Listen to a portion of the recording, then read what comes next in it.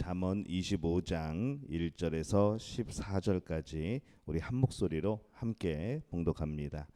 이것도 솔로몬의 잠언이요 유다 왕 히스기야의 신하들이 편집한 것이니라. 이를 숨기는 것은 하나님의 영화요 이를 살피는 것은 왕의 영안이라. 하늘의 높음과 땅의 깊음 같이 왕의 마음은 헤아릴 수 없느니라. 은에서 찌꺼기를 제하라. 그리하면 장색에 쓸만한 그릇이 나올 것이요 왕 앞에서 악한 자를 제하라. 그리하면 그의 왕위가 의로 말미암아 견고히 서리라. 왕 앞에서 스스로 높은 채 하지 말며 대인들의 자리에 서지 말라. 이는 사람이 내게 이리로 올라오라고 말하는 것이 내 눈에 보이는 귀인 앞에서 저리로 내려가라고 말하는 것보다 나음이니라. 너는 서둘러 나가서 다투지 말라. 마침내 내가 이웃에게 욕을 보게 될 때에 내가 어찌할 줄을 알지 못할까 두려우니라. 너는 이웃과 다투거든 변론만 하고 남의 은밀한 일은 누설하지 말라. 듣는 자가 너를 꾸짖을 터이요 또 내게 대한 악평이 내게서 떠나지 아니할까 두려우니라. 경우에 합당한 말은 아로새긴 은 쟁반의 금 사관이라. 슬기로운 자의 책망은 청종하는 귀의 금고리와 정금 장식이니라. 충성된 사자는 그를 보낸 이에게 마치 추수하는 날에 얼음 냉수 같아서 능히 그 주인의 마음을 시원하게 하느니라. 선물한다고 거짓 자랑하는 자는 비 없는 구름과 바람 같으니라. 아멘. 할렐루야. 하나님의 은혜가 오늘 주 앞에서 하루의 첫 시간을 시작하는 우리 믿음의 가족들에게 함께 하시기를 예수님의 이름으로 축원합니다. 오늘의 말씀의 잠언의 네 번째 그런 큰 묶음입니다. 25장 1절에서 29장 27절까지에 속한 이 네 번째 또 단락이 됩니다. 지혜를 사랑하였던 이 히스기야 왕이 신하를 통해서 이 솔로몬의 잠언을 조금 편집하게 한 것의 내용이 바로 오늘 말씀이죠. 오늘 이 본문은 특별히 신앙인의 언어 생활의 측면에서 이렇게 말씀을 우리에게 주시고 있습니다. 이 어떤 사람은 항상 불평하는 말을 하는 것을 봅니다. 이해되지 않으니까 불평하는 것이죠. 순종할 마음이 없을 때에도 또 불평하는 말들이 나옵니다. 그들은 이 하나님의 통치를 믿지 않는 것이나 마찬가지이죠. 이 불평이라는 것은 근데 이 불평이 하나님 앞에서의 불평은 때로는 아주 큰 죄에 속해져 있을 때가 있습니다. 오늘 2절의 말씀에 보면은 이렇게 기록을 하죠. 이를 숨기는 것은 하나님의 영화요 이를 살피는 것은 왕의 영안이라 이렇게 말씀을 합니다. 이 세상은 우리가 모르는 것으로 가득합니다. 뭐 다 아는 것 같고 뭔가 잘 파악하고 있는 것 같지만은 가만히 보면은 우리가 이 세상에 대해서 이 세상 살아가는 일에 대해서 또 우리의 인생에 대해서 모르는 것 투성이죠. 모두 다 알던 길을 가는 것 같지만은 아는 길을 가는 것 같지만은 사실 따지고 보면은 모두 다 인생의 처음 가는 길들을 걸어가고 있습니다. 조금 더 앞서가고 있고 조금 천천히 늦게 가고 있는 것뿐입니다. 그래서 오늘 말씀에 보면은 이를 숨기는 것은 하나님의 영화요라고 되어 있습니다. 우리가 이 말씀의 뜻을 잘 이해할 필요가 있죠. 이 숨기는 것이라는 단어는 신비한 그런 신비라고 우리가 번역할 수도 있습니다. 세상이 신비함으로 가득 차 있는 것이죠. 뭔가 놀라운 일들이 아니라 감춰진 일들을 말하는 겁니다. 이 세상은 우리가 모르는 것이 많다고 그랬습니다. 근데 우리가 모른다 그래서 불평할 것이 아니라 모를 때는 어떻게 해야 될까요? 하나님께 물어보는 거죠.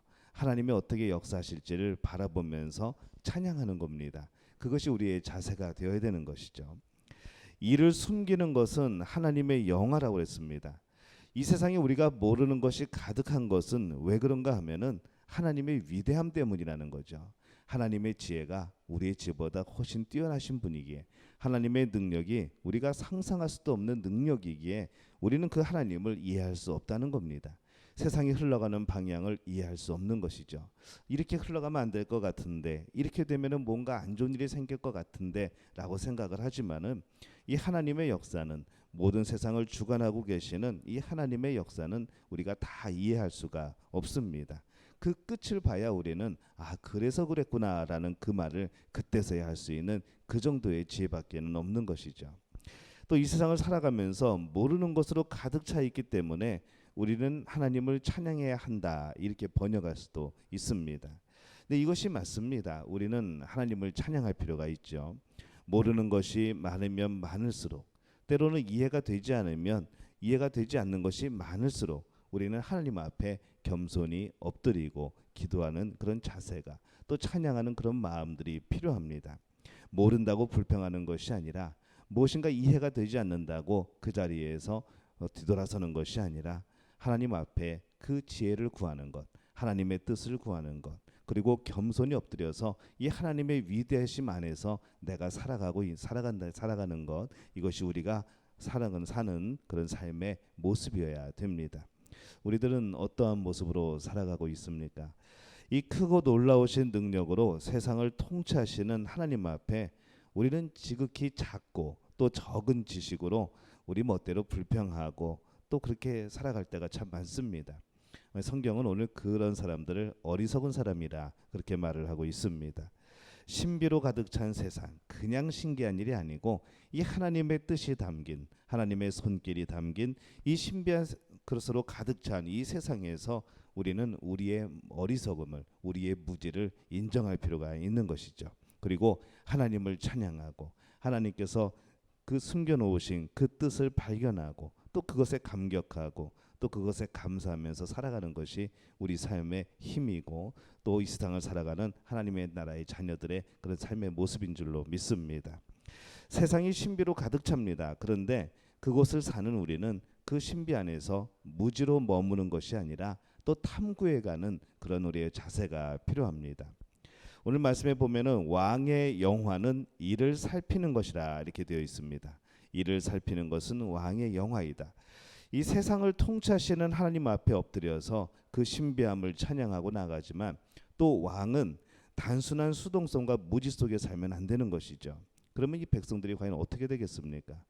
왕은 하나님께서 주신 세상에서 열심히 탐구하고 열심히 연구하고 이 백성들을 잘 다스리기 위해서 무엇인가를 해야 되고, 때로는 이 비가 오는 때를 잘 살펴서 농사를 짓게 하고 또 여러 가지 새로운 것들을 개발하여서 이 백성들이 잘 살 수 있도록 그렇게 살아가는 것이 왕의 일이라는 것이죠. 왕의 일은 살피는 겁니다. 그래서 그렇게 잘 살펴서 통치하는 것이 바로 그 왕의 영화가 되는 겁니다. 그리고 그 백성은 어떻게 될까요? 3절에 보면은 하늘의 높음과 땅의 깊음 같이 왕의 마음은 헤아릴 수 없느니라. 이 왕의 마음조차도 헤아릴 수 없다고 그렇게 표현해 놨습니다. 이 왕의 마음이 하나님의 통치만큼 신비는 아니지만은, 하나님의 지혜만큼 그렇게 큰 지혜는 아니지만은 이 왕의 마음도 때로는 헤아릴 수 없는 측면들이 있는 것이죠.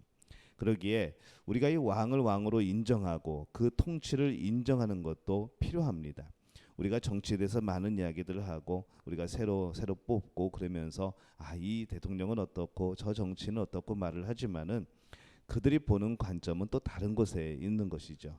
우리가 한 가지를 보고 불만하고 불평하지만은, 우리 마음에 안 든다고 욕하지만은 사실 그들이 그렇게 욕을 먹을 만한 사람들인가라고 생각해 보게 될 때에 그들이 바라보는 관점, 또 그들이 정치를 바라보는 그런 기준, 이런 것들이 다른 겁니다. 그래서 우리가 기도하는 것이 필요한 거죠. 왜 기도를 하는가 하면은 이 정치인들 또 대통령은 바로 어떤 중요한 정책이나 이 법을 결정을 합니다. 그러다 보니까 우리가 그들을 위해서 기도하여서 그들이 하나님이 기뻐하시는 결정을 할 수 있도록, 그들이 하나님이 기뻐하시는 법을 만들 수 있도록 우리가 그래서 기도하는 겁니다. 그래서 우리가 때로는 이해되지 않을지라도 우리는 하나님께 기도함으로써 그것을 고치도록, 또 그것이 바뀌도록 우리가 그렇게 기도를 해야지, 무조건 불평하고 욕한다고 한다면은 결국 그것이 우리의 허물이 되지 않겠습니까?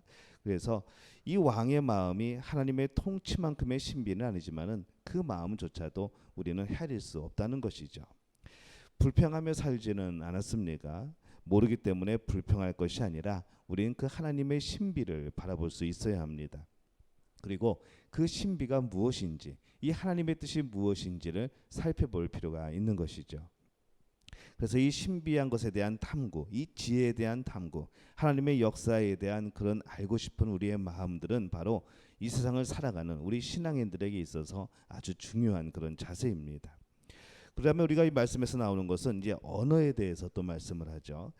이 사람들의 언어는 참 많은 것을 표현을 합니다. 여러 나라에 참 많은 언어들이 있는데 그 언어들의 그런 장점이 있고 단점들이 있죠. 근데 이 언어를 가지고 우리는 많은 것을 표현을 합니다. 내 안에 있는 생각들, 내 안에 있는 마음의 상태들, 이런 것들을 언어로 표현하게 되는데, 근데 이 언어라는 것이 완벽하지가 않습니다. 그 사람의 생각, 그 상황을 다 표현하기에는 항상 부족한 것이 언어인 것이죠. 언어가 있음에도 불구하고 우리가 그 언어를 다 사용할 수 있는가? 우리가 인도네시아에 살고 있지만은 이곳의 바사 인도네시아를 다 사용할 수 있는가 하면은 그렇지 않은 것이죠. 이들이 사용하는 그런 언어의 그런 문화적인 그런 색채, 또 우리가 사용하는 색채가 많이 다릅니다. 우리가 우리 언어도 잘 모르죠. 우리가 한국말 사용하지만은 우리가 한국말을 다 구사할 수 있는가? 가끔 가다 보면은 도대체 이게 무슨 말인가? 사전을 찾아봐야만 그 뜻을 알 수 있는 그런 어휘들도 있는 겁니다. 그래서 이 언어는 완벽하지 않습니다. 그 완벽하지 않은 언어를 이 완벽하지 않은 인간들이 사용하게 될 때에 이 표현하기에는 항상 부족한 것이죠.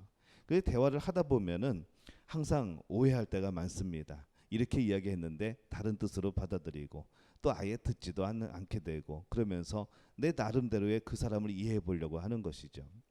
참 이 언어라는 것이 그렇습니다. 언어를 통해서 대화하지만은 이 언어를 통해서 또 오해가 생기는 것이죠. 그래서 우리는 대화할 때 항상 확인할 필요가 있습니다. 확인하고 또 확인하고 뭔가 나를 공격하는 것인가, 나에게 안 좋은 그런 감정이 들 때에 이건가요?라고 물어볼 수 있고 그냥 혼자 오해하면은 그 해결할 방법이 없는 것이죠. 그래서 이 언어를 말하고 들을 때는 어느 정도의 이 언어에 숨겨져 있는 신비를 우리가 인정할 필요가 있습니다. 8절에 보면은 이렇게 말씀하죠. 너는 서둘러 나가서 다투지 말라. 미리 싸울 것을 마음에 작정하고 가지 말라는 겁니다. 내가 이웃에게서 욕을 보게 될 때에 내가 어찌할 줄을 알지 못할까 두려우니라. 전에 오해해가지고 열심히 나가서 아침부터 싸웠는데 막상 이야기를 해보니까 서로 오해였을 때 얼마나 무한하겠습니까? 그런 내용이죠. 어떤 내용이 표현이 되었으면 이 표현된 내용만 있는 것이 아니라 그 뜻 안에는 표현되지 못한 것도 있다는 것을 우리가 생각할 필요가 있습니다. 말하는 사람도 말로 다 표현하지 못합니다. 그런데 다 표현했다고 착각하는 경우들이 있습니다. 듣는 사람도 마찬가지죠. 이 언어에 숨겨진 것들을 듣지 못합니다. 근데 우리는 다 들었다고 착각을 하는 것이죠. 그래서 이 언어에 있어서 이 숨겨진 신비를 인정하지 못하면, 그 언어가 온전하지 못하는 것을 인정하지 못하면은 우리는 엄청난 오해 속에서 살아가게 됩니다. 차라리 말하지 않은 것보다 더 못한 경우들이 생겨나는 것이죠. 그래서 항상 하나님께 지혜를 구하고 조심스럽게 말하고 또 조심스럽게 듣고 또 정말 중요한 것은 긍정적으로 들을 수 있어야 합니다. 무조건 부정적으로 들을 것이 아니라 긍정적인 것으로 듣게 될 때에 바로 그 신비, 감춰져 있는 것들을 발견하게 되는 것이죠. 언어는 다 표현할 수 없지만은 그러나 또 표현해야 됩니다. 그것은 신비로 가득 차 있지만 왕이 세상을 탐구하는 것과 마찬가지인 것이죠. 11절에 보면은 이런 경우에 대해서 이렇게 비유를 합니다. 경우에 합당한 말은 아로새긴 은쟁반의 금사관이라. 이것이 우리가 어떻게 이것을 생각을 해야 될지 이게 참 어려운 그런 해석인데 어울림과 가치를 말하는 것이죠. 은으로 조각된 쟁반 위에 금사과 또는 금으로 새겨서 모양이 그려지게 되는 것. 그러면 정말 아름답겠죠. 이 재료 자체도 그 은과 금이 잘 어울리는데 그 가치까지 있는 겁니다. 은과 금이라는 측면에서 아름다움이 조화가 되죠. 그리고 그것 자체가 바로 어떤 가치를 지니고 있는 것. 그것처럼 이 경우에 이 상황에 맞는 말은 그때에 맞는 말은 가치가 있다는 겁니다. 마치 은쟁반에 새겨진 금으로 새겨진 사과 같다는 그런 가치가 있다는 것이죠. 그래서 아주 적절한 말은 사람을 살리기도 합니다. 격려 한마디가 어떤 사람에게 돈을 그냥 한 자루 갖다 주는 것보다 더 필요하고 그것이 더 만족스러울 때도 있는 것이죠. 그래서 청종하는 사람에게 책망이 때로는 참 귀할 수도 있습니다. 나를 돌아보게 하는 바로 그런 중요한 교훈이 되는 것이죠. 그렇기 때문에 우리가 이 경우에 맞는 그런 말을 할 수 있도록 우리가 늘 조심하고 생각하고 우리가 연구할 필요가 있습니다. 상황을 살펴야 되죠. 이 말은 말하는 자신이나 어떤 표현보다 말이 전해지는 그 대상, 그 상황을 살피는 것이 참 중요합니다. 13절에 보면은 이렇게 되어 있습니다. 충성된 사자는 그를 보낸 이에게 마치 추수하는 날에 얼음 냉수 같아서 능히 그 주인의 마음을 시원하게 하느니라. 우리가 이 하나님께 더운 날에 얼음 냉수 같은 역할을 하는 메신저가 되어야 된다는 것이죠. 이 세상 사람들에게 정말 목타는 그런 갈증이 있을 때 우리가 시원한 더운 날에 시원한 얼음 냉수 같은 역할을 해야 된다는 겁니다. 그러기 위해서는 우리가 이 상황에 맞는 자언어를 잘할 필요가 있습니다. 자신의 말로 인하여서 여러분은 사람을 살렸습니까? 아니면 사람을 죽였습니까? 많은 사람이 말로 많은 악한 일을 서슴없이 합니다. 많은 사람이 그 적은 말로 선한 일을 행하고 있습니다. 참 우리가 이 상황에 맞는 말, 하나님이 이끄시는 말을 할 필요가 있는 것이죠. 내 말이 그 사람에게 어떤 역할을 하는지 살필 필요가 있습니다. 생명의 말을 하는 사람이 되어야 되는 것이죠. 오늘 말씀에서 우리가 이 신앙인의 언어 생활을 봅니다. 무엇보다도 가장 중요한 것은 우리가 하나님의 감춰진 것을 바라는 마음에서 불평의 말이 아니라 경배의 말을 하는 사람이 되어야 할 것입니다. 또 세상을 통치하시는 하나님의 신비를 인정하고 우리가 그것을 다 이해할 수 없음을 인정하고 하나님 앞에 겸손할 필요가 있는 것이죠. 내 생각대로 불평하며 사는 사람이 되지 말아야 됩니다. 사람과의 대화에서도 이 말이 가진 속성에 어려움이 있습니다. 우리가 그것을 인정하고 말하는 사람도 그 언어도 우리가 온전하지 않다는 것을 기억하고 항상 주 안에서 성령의 역사심 가운데 대화할 수 있도록 그렇게 기도하는 것이 필요하죠. 어려운 사람을 만나십니까? 여러분 만나기 전에 기도하시기 바랍니다. 성령님 내 입술을 주장해 달라고, 내가 할 수 있는 말, 위로가 되는 말, 격려가 되는 말을 해 달라고. 어떤 분들을 만날 때는 제가 무슨 말을 해야 될지 참 모를 때가 있습니다.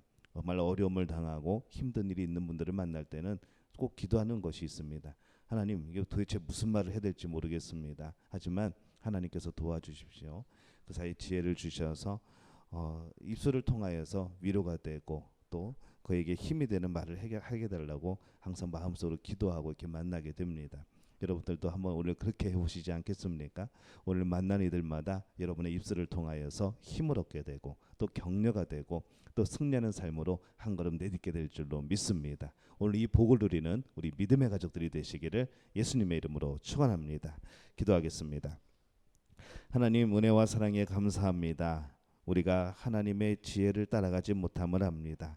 오늘 또 한 번 느낍니다. 하나님 겸손히 엎드려오니 하나님의 뜻을 알려주옵소서. 때로는 이해하지 못하고 때로는 우리가 깨닫지 못한다 할지라도 겸손히 하나님을 찬양하는 자들 되게 도와 주옵소서. 하나님 우리의 입술을 성결케 도와 주옵소서. 우리의 마음 우리가 언어로 표현할 때에 온전하지 못하지만 그럼에도 불구하고 주의 성령께서 우리의 귀를 여시고 우리의 귀를 성결케 하시고 우리의 입술을 성결케 하여 주시어서 우리 입술에서 나오는 모든 말들이 하나님 앞에서 또 사람들에게 격려가 되고 힘이 되는 말이 되어질 수 있도록 주님 우리를 주관하여 주옵소서. 오늘 그 하나님의 능력을 성령의 도우심을 경험하는 우리 믿음의 가족들에게 도와 주옵소서. 예수님의 이름으로 간절히 기도하옵나이다. 아멘.